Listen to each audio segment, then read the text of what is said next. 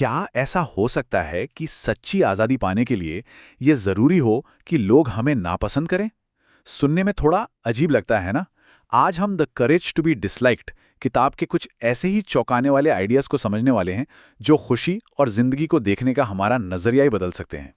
चलिए एक ऐसे सवाल से शुरू करते हैं जो शायद थोड़ा अनकंफर्टेबल लगे। क्या हो अगर हमारे अतीत का हमारे आज पर कोई जोर ही ना हो? यही वो एक क्रांतिकारी विचार है जिस पर यह पूरी किताब और इसकी फिलॉसफी टिकी हुई है। तो सवाल ये है कि सोचने का ये बिल्कुल अलग तरीका आखिर आया कहाँ से?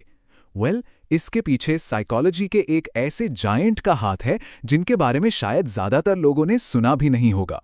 इनका नाम है एल्फ्रेड एडलर। इन्होंने इंडिविजुअल साइकोलॉजी यानी व्यक्तिगत मनोविज्ञान की शुरुआत की थी। ये अपने वक्त के बहुत बड़े महारथी थे, फ्रायड और यूंग के बराबर के, भले ही आज उतने फेमस ना हों।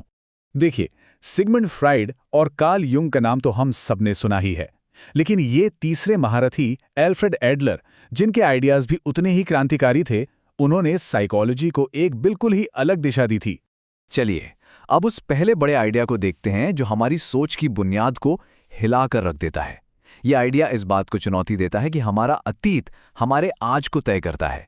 ज्यादातर साइकोलॉजी इटियोलॉजी पर चलती है। इसका सिंपल सा मतलब है कॉज एंड इफेक्ट, यानी कारण और प्रभाव। मतलब अगर आज कोई दुखी है तो हम मानते हैं कि इसका कारण जरूर पास्ट के किसी बुरे अनुभव में होगा। आज बस बीते हुए कल का एक नतीजा है। लेकिन एडलर ने इस पूरी सोच को बिल्कुल पलट दिया। उन्होंने एक अलग नजरिया दिया जिसे कहते हैं टेलियोलॉजी। यह वजह अतीत में नहीं बल्कि मौजूदा मकसद में होती है। जैसे कि कोई व्यक्ति बाहर जाने से इसलिए नहीं डरता कि बचपन में कुछ हुआ था, बल्कि वो ना जाने के मकसद को पूरा करने के लिए अपने डर को एक बहाने की तरह इस्तेमाल कर रहा है।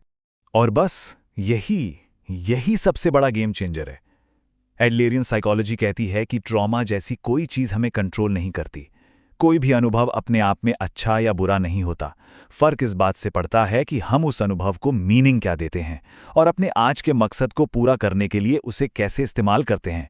मतलब पास्ट हमें नहीं चलाता, हम अपने मकसद के लिए पास्ट को चुनते हैं। तो अगर अतीत हमारी समस्याओं की जड़ नहीं है तो फिर क्या है? एडलर का जवाब इतना सिंपल है कि सुनकर हैरानी होती है और उतना ही गहरा भी है। 1 मिनट के लिए सोचिए, जिंदगी की सारी टेंशन, सारे दुख, सारी परेशानियों का सिंगल सोर्स क्या हो सकता है? एडलर के मुताबिक जवाब बिल्कुल साफ है, इंटरपर्सनल रिलेशनशिप प्रॉब्लम्स, यानी दूसरों के साथ हमारे रिश्ते। उनका मानना था कि हर तरह की नाखुशी, अकेलापन और चिंता, सबकी जड़ कहीं ना कहीं हमारे दूसरों के साथ रिश्तों में ही छुपी होती है। अच्छा, तो अगर सारी समस्याएं रिश्तों से ही आती हैं, तो सॉल्यूशन क्या है? असली पर्सनल फ्रीडम पाने का प्रैक्टिकल तरीका क्या है? यहां एडलर एक बहुत ही सिंपल सा टूल देते हैं, सेपरेशन ऑफ टास्क्स। इसका मतलब है कामों का बंटवारा। बेसिकली ये साफ साफ समझना कि कौन सा काम किसका है, कौन सा मेरा है और कौन सा दूसरों का। इसको अप्लाई करने का तरीका भी बहुत सिंपल है। किसी भी सिचुएशन में बस एक सवाल पूछना है, इस फैसले का आखिरी नतीजा किसे मिलेगा? जिसे भी उस चॉइस का रिजल्ट मिलेगा, टास्क उसी का है। सिंपल। हमें ना तो दूसरों के काम में टांग अड़ानी चाहिए और ना ही किसी को अपने काम में टांग अड़ाने देनी चाहिए। और जब कोई इस तरह से टास्क्स को अलग करना सीख जाता है तो जानते हैं क्या होता है? एक बोझ उतर जाता है, दूसरों की उम्मीदों पर खरा उतरने का बोझ। और यही तो असली फ्रीडम है, जब इस बात से फर्क पड़ना बंद हो जाए कि दूसरे लोग क्या सोचेंगे। ओके, तो फ्रीडम की इस नई अंडरस्टैंडिंग के साथ अब सवाल ये है कि एक खुशहाल, एक फुलफिल्ड लाइफ आखिर जी कैसे जाए? यहां पर 2 बिल्कुल अलग रास्ते हैं। एक तरफ है स्पेशल बनने की रेस, जिसमें हमेशा दूसरों से बेहतर दिखने की एक न खत्म होने वाली दौड़ है, और दूसरी तरफ है उपयोगी होने का रास्ता, जहां असली खुशी कंट्रीब्यूशन से मिलती है, एक कम्युनिटी का हिस्सा होने के एहसास से मिलती है। ये कंपटीशन नहीं, ये कोलैबोरेशन है।